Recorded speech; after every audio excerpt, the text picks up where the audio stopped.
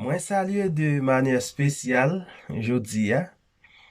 Chak zanmi nou yo, kompatriyot nou yo, bien eme nou yo an Jezu-Kri, ki ap gade nou, ki ap tende voice la. Se toujou zanmi ou serviteur bien eme ou, Gisner El Prendoasin. Moun ki reme ou lan, moun ki toujou partaje ansama avek ou, la parole de Dieu, ki toujou partaje ansama avek ou, et médicaments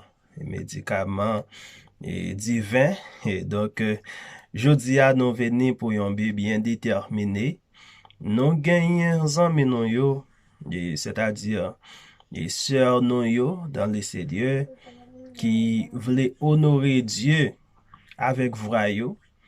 Et mwen genyen madame Iskania François, ou kapab rele, c'est li sa. Nou genyen la sœur Islande Joseph. Nou genyen en plus la madame Senatus. Donc, moun sa yo vle honorer Dieu avec voix yo.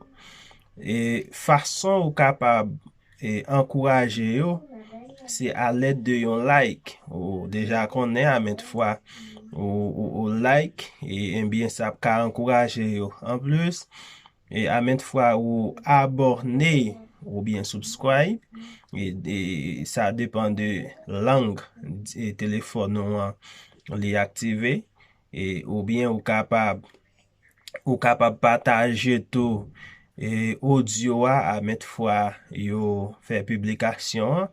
Ça capable encourager au plus. En plus, ça capable faire l'évangile là prêcher plus à travers le monde. Donc, c'est ça que fait nous passer la caillou de manière spéciale.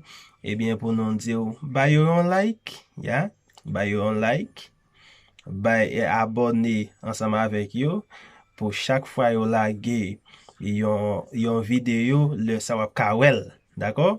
Wap ka weli, wap ka trouvel pour que ou chanter ensemble avec yo, partager ensemble avec yo. Donc, moi dis ou merci pour compréhension. Nous connaît ou c'est monde qui comprennent en pile. Donc, nous apprécions, nous remercions même gens ou même ou remercions nous. Eh bien, moi déjà dit ou. Bon travail, abonnez, d'accord? Abonnez, partagez, like. À la prochaine.